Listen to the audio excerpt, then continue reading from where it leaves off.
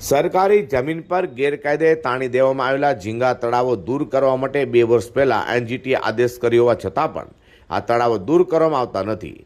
આવા અધિકારીઓ સામે તાત્કાલિક પગલાં ભરવામાં આવે તેવી માંગણી સાથે કલેક્ટરને દર્શન નાયકે રજૂઆત કરી છે। આ ઉપરાંત એનજીટીમાં જ્યારે ગેરકાયદે ઝીંગા તળાવ દૂર કરવા માટેનો કેસ ચલાવી રહ્યો હોય તે કલેક્ટર દ્વારા જેવું લેખિતમાં જણાવવામાં આવ્યું કે સુરત જિલ્લામાં આવેલા 80% તળાવો ગેરકાયદે છે। તેમ છતાં કાર્યવાહી કરવામાં ખડા કરવામાં આવતા કલેક્ટર કચેરીના અધિકારીઓ એનજીટીના આદેશ પર ઘોડીને પી ગયાનું બહાર આવ્યું છે। નેશનલ ગ્રીન ટ્રિબ્યુનલમાં બ્રેકિસ વોટર રિસર્ચ સેન્ટર દ્વારા ઓલપાડ તાલુકામાં ગેરકાયદે બનાવી દેવેલા ઝીંગા તળાવ માટે 2020માં કેસ દાખલ કરવામાં આવ્યો હતો।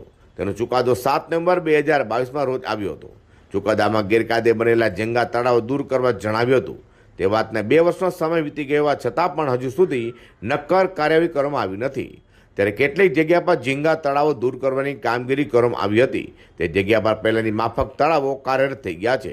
તેથી તાકીદાર તળાવો દૂર કરવાની કામગીરી કરવામાં આવે તે રજૂઆત આજરોજ કોંગ્રેસના અગ્રણી દર્શન નાયકે કલેક્ટરમાં કરી છે।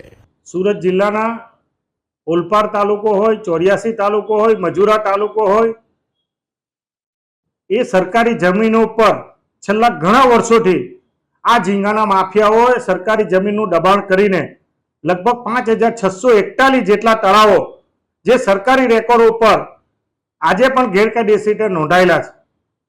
સ્થાનિક વહીવટીતંત્રે મામલતદાર હોય, ડેપ્યુટી કલેક્ટર હોય, 84 તાલુકાના મામલતદારશ્રી હોય, એને વારંવાર સામાજિક આગેવાનોએ, સરપંચશ્રીઓ, રાજકીય આગેવાનોએ વારંવાર રજૂઆત કરવા છતાં જેની જવાબદારી એમની જે જમીનના સાચા માલિક સરકાર છે અને સરકારના તરીકે એમની જવાબદારી છે, પરંતુ એ આજે પણ આ સરકારી જમીન ઉપર દબાણો યથાવત છે।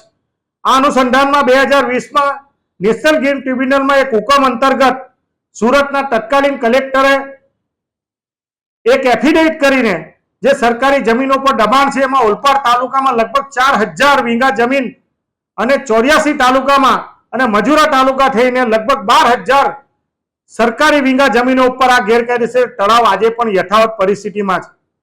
નવાઈની વાત એ છે કે માનનીય મુખ્યમંત્રી શ્રી મહેસૂલ વિભાગ દ્વારા એક પરિપત્ર બહાર પાડવામાં આવ્યો છે કે સરકારી જમીનો ઉપર જે દબાણ હોય એને તાત્કાલિક દૂર કરી એને માર્કિંગ કરી અને સંપૂર્ણ નોંધ સાથે સ્થાનિક મામલતદારશ્રી હોય, કલેક્ટરશ્રીએ રાજ્ય સરકારને મોકલવાનું હોય, પરંતુ આ ફતવો ફક્ત ને ફક્ત સામાન્ય માણસો માટે છે। આવા ઝીંગાના માફિયાઓ માટે આજે પણ એ ફતવો દૂર છે। નવાઈની વાત એ છે કે વારંવાર રજૂઆત કરવા છતાં આજે પણ માન્ય કલેક્ટરશ્રીને વિનંતી કરી રૂબરૂ મળીને કે અમારા ખેડૂતોને 24 કલાક વીજળી મળતી નથી, વીજળીના કનેક્શનો મળતા નથી।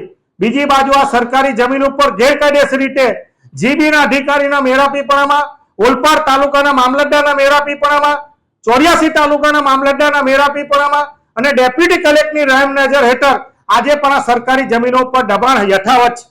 ચોમાસા દરમિયાન સરપંચીઓને નોટિસ આપવામાં આવે છે કે આવી જગ્યાએ તમારે તાત્કાલિક દૂર કરવા જોઈએ, પરંતુ આ ઝીંગાના માફિયાઓને ચોમાસા દરમિયાન બચાવવામાં આવે છે।